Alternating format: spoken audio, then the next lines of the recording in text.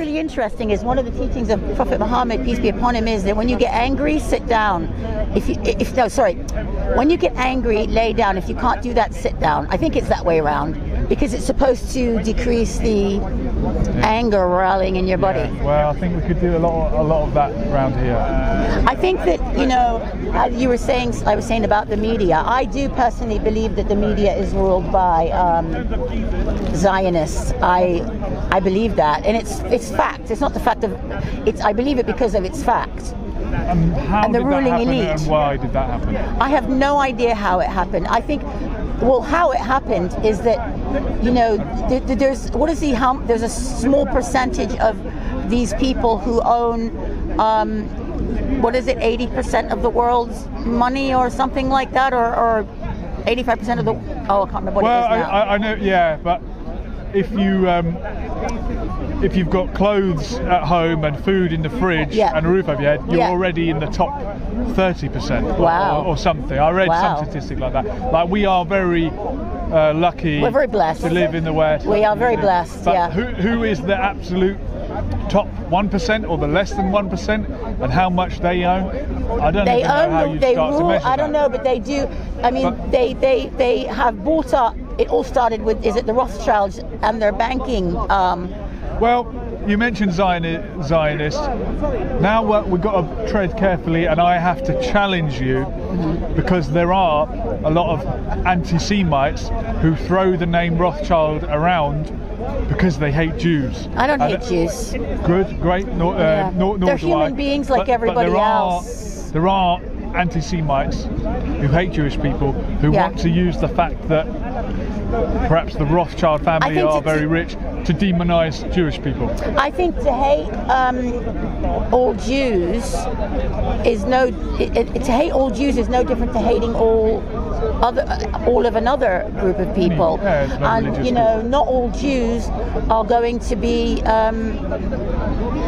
Zionists. And not all Zionists are going to be Jews. And not all Zionists are going to be Jews. I'm talking about the ruling elite here, the people who are pulling the puppet strings on the rest of society. I mean, even in Israel, a lot of those people, the Israelis, who are living in that stolen land called Palestine, even them, they are also programmed. It's from a little age, and when they go to school, that land is theirs and they deserve to be there, and this and that and this and that. So there's certain people pulling the strings, and then everybody else is kind of following along like sheep. And who deserves to be in any land? Well, I think you deserve to be in land if you paid for that land. You bought it and paid for it. You bought and paid for that land, so that is yours. Okay. I would have thought. I don't know much about. Okay, because there must be many Zionists who went to the land of Israel, Palestine, and bought land. If they bought land, they bought land that was stolen from Palestinians. But anyway, besides that, because that's a big topic, and I'm not that deeply knowledgeable on it. I was going to touch on Trump's birthright issue, and he wants to change the law so that people born in the United States of America don't necessarily qualify. I agree with that in a sense. You agree with him on that one? In a sense, because the reason I agree with that, in a sense, is because some people abuse that, and they go to that country like they would come to England, or they'll go to America purely to have that baby to get the visa. So that and that's a misuse. So only in that reason do I agree with it, for that reason. But in actual fact, the whole world belongs to the Creator, and under Islam shouldn't be borders. As far as I'm aware, there shouldn't be borders. Yeah. So go on, jump in if you want. There should not be. There should be. He's saying there should. What, from an Islamic perspective? From an Islamic perspective. Basically, what? We should obviously get along, but we should move up all people. No, but I mean, as far as I'm aware of, like, you can't go here and you can't travel there. You're not allowed to travel there, but you know what I mean? That kind of thing. You're not allowed to. The nation state is only 100 years old or so, and when people and certainly Zionists look back and say, tell me, where was Palestine? Where was the country of Palestine? What was the flag? What was the government? Yeah. Well, we've only had a nation state for just over 100 years, and it was the Ottoman Empire, and before that it was the whatever empire it might have been. But the point is, the people from Haifa are the people from Haifa. The people from Jerusalem are the people from Jerusalem. They should have the right to live there. How you doing? Well, you're welcome to join us on a talk show. We're just it's like a little filming. talk show. Look, sitting down in our chairs with the camera and the tea. But do please join in and shout in. We'll pass the mic to you. We'll do what we can. But as I was saying, people should have the right to live. Can I just give a shout out to somebody quick? Do. I'd like to give a shout out to Sane out there in America. Yeah? Yeah, someone You've that got we friends know. in America? I've got some family in America. Not but just Donald. This is just a shout out to Sane. Yeah. Assalamu alaikum. Yes. My friend to Rashad. There you go. Everyone's getting a shout out.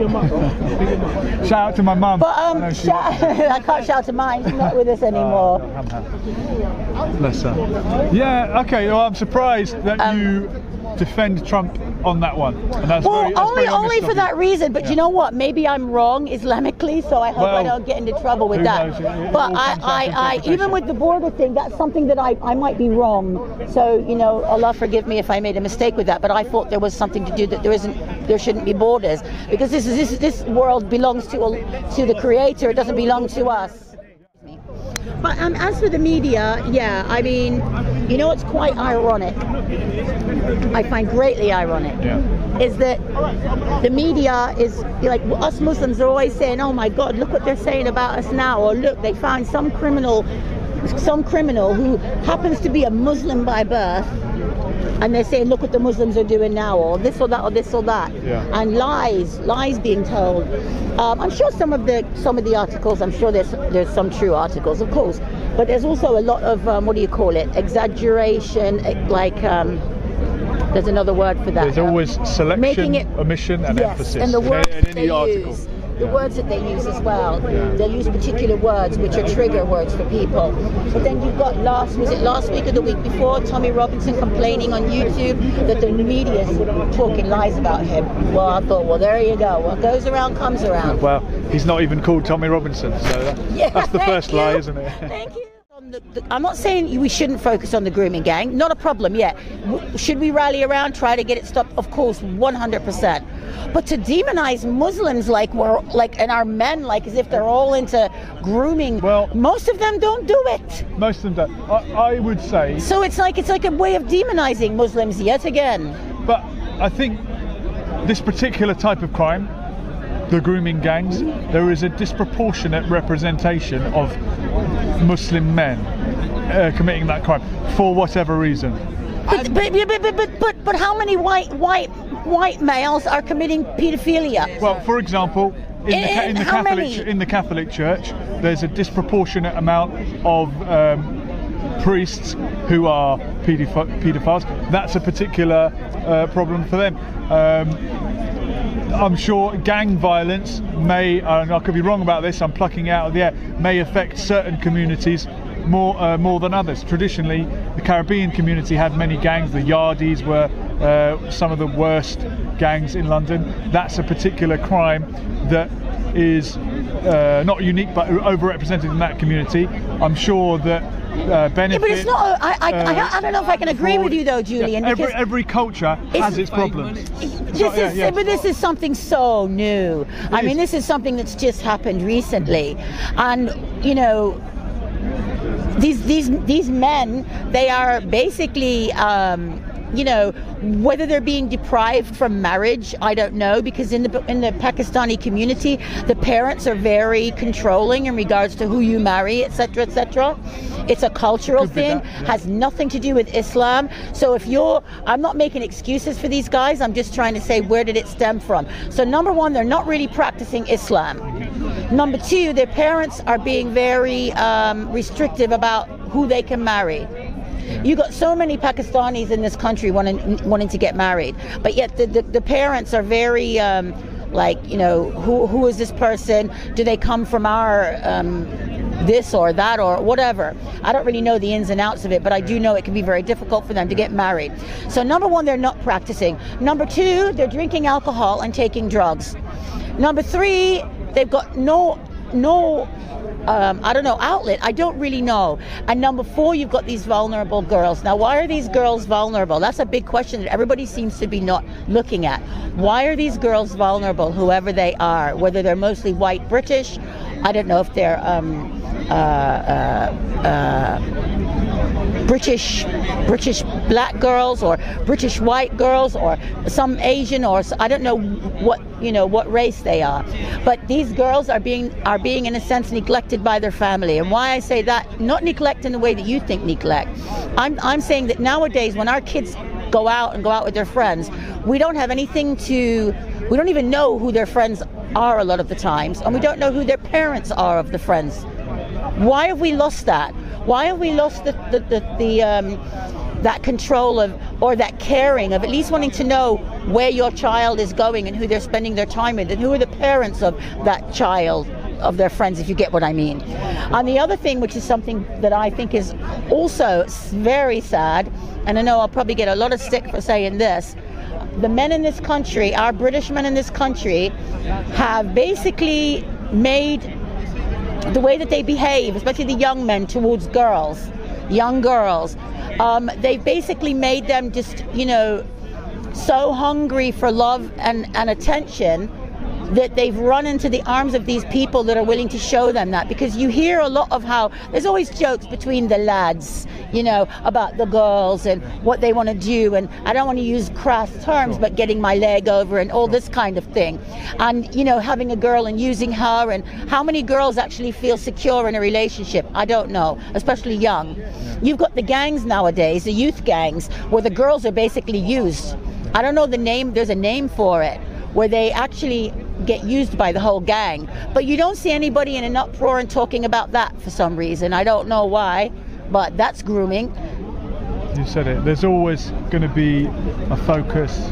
There's a reason why this has come up. You've acknowledged some of the reasons that might be behind it, and no one is justifying it. A lady did sit down with me, and she was desperate to make it be about Islam, and some guy said, "Oh, I don't think you're being fair," because I let her have her say. I'm glad you've sat down and put the other side of the argument and explained how Islam has nothing to do with how it has nothing to do with that. Oh my God! You wouldn't be involved in. You wouldn't be involved in that. You'd be fearful of the Creator. Believe me, just because what people don't seem to realize is in Islam we have what is called taqwa, and that's awareness of God. And we basically, one of the wonderful things about having a belief such as a belief in Islam is that you are a self-policing community. So you self-police because you feel that you're being watched and judged in everything that you do. So if you know that God is watching you, or the angels are writing down your good and your bad deeds, why are you going to do something that under Islamic law, if you're not married and you fornicate, could lead to lashes? Why would you do that? You just wouldn't. And what gets me is you have to understand something. How do these guys even get together and discuss this kind of thing to commit such a crime? And I'll tell you something, that just goes to show you they have not got Islam in mind at all, because they're all a bunch of guys hanging out together, drinking, doing whatever, just like any other bunch of guys kind of thing, except they've got maybe something happened where one of these girls kind of came into their realm of sorts, and they thought, oh, this is something good for us. Do you know what I mean? Like, who knows? Did they actually set out to do it, or was it something that started out as a chance kind of a thing? Because these girls are like, they're showing them a little bit of love, a little bit of, oh, how are you? Oh, you're so cute, or you're so pretty, or I really like you. And these young girls, poor things, don't know any different. They're not going to know any different, are they? They're very young. They don't know when a guy is sweet talking and just saying this or that. taking advantage of the night. It's a phenomenon. We must address it, and we have addressed it. And I really appreciate you taking the time. Thank you. And I really appreciate the tea. I know not everyone gets that. Wonder what that's going on here. Anything else you wanted to talk about? Anything goes. I just saw a commotion over there, and I've just seen an officer walk past. I don't know. Well, they come and they parked and they went over, so I don't know what was going on. No, there was a little. I mean, we Muslims, I mean, really, seriously, it's... You sure you won't have a biscuit? No, thank you. I really appreciate you offering. Is that many people at the time of what a lot of people don't understand is many people at the time of Prophet Muhammad became Muslim by the actions and the behavior of the Muslims, the new Muslims. Because of that, because they were impressed by their behavior. Yeah. And I'm sad to say that there aren't enough of us behaving in a manner which makes people look and say, well, you know, I want to be like that, or I want to join that. So unfortunately, that's the sad state of things. But still, again, we shouldn't be branded with the same when someone's a criminal. The nice people are not the ones that get the microphone, you know. Never. Or it's either someone who's very extreme one way or extreme the other. Exactly. Like I always find on TV, you'll either get a sister, bless her, who's wearing niqab, that's her choice. But I know how it looks to the rest of the British public. Yeah. So you're going to get that, or you're going to get someone without a hijab. Yeah. Rarely do you get someone in a hijab. Just the moderate, like I don't say moderate. I mean, I don't consider myself a moderate Muslim. I consider myself somebody who's practicing the basics of Islam. And you don't get that, or if she's got hijab, it's going to be other stuff, you know, adorning herself, and this is not from Islam as well. Okay. So, but you know, at the end of the day, I think that we need to look at the big picture. Yeah. If somebody's trying to, like what a lot of Muslims have said lately is that, hold on a minute, this is what happened to the Jews during Nazism. A lot of propaganda was. You got the number. A lot of propaganda was spread about the Jews because they wanted to make the people against them so that they could remove them. Yeah. So in regards to this is more about just because they don't like the fact that maybe people are looking at Islam and they're finding some sense to it, so they don't like that. Yeah. I don't know, but you know what? God says in the Quran, He says, they will try to put out the light of Allah with their mouths, but they won't be able to do it. They won't be able to do it. But I think that we just need to join together, really, as a people, as a whole big community, and you know, appreciating each other's differences. I don't need to be in your back pocket to be what do they say? Thingied in the when you get involved in the community. Integrated. Yeah, okay. I don't need to be in your pocket to be integrated, and do I have to go down to the pub to be considered integrated? Do I have to go to a nightclub to be integrated? Because we do everything else, but we don't go to pubs and nightclubs. Coexist, yeah, we can coexist. So we coexist. We can work together on charitable projects, helping homeless, animals, environment, whatever. All the worthy causes. But the thing is, they don't like that. And if anybody knows, they know divide and conquer. Yeah, absolutely. So they want to divide us all up. Yeah. And that's how they conquer us. I touched upon this even with a chap earlier on within the Muslim community, and I don't know how you'll react to this, but he was ready to say, no, the Shia are not Muslims and we can never unite with them. If you can't even unite with them, who pray a slightly different way, how will you unite with Christians or Hindus or people that don't believe in God at all? Well, you know what? The Prophet Muhammad, peace be upon him, he did that early on, and it was called Hilf al-Fidul, and where he did join up with the non-Muslims at the time. Okay. I don't know, I think it might have been before his prophethood, if my memory serves me correct. I can't remember if it was before his prophethood or whatever, but you are allowed to join together towards a common good. Okay, al-Fidul, the common good. Hilf al-Fidul, if you look that up, you'll find it. I'm just trying to see if I've got your card. It was a little one, yeah. I can have another one. Please, because I don't know what I've done with it. No problem. I don't have my thank you. I'm going to try and put it in my wallet, so I don't know. I'll put it in this phone Well, thing. it's Lessons for Life 24/7. It's easy to remember. What is it? Lessons for Life 24/7. Lessons for Life 24/7.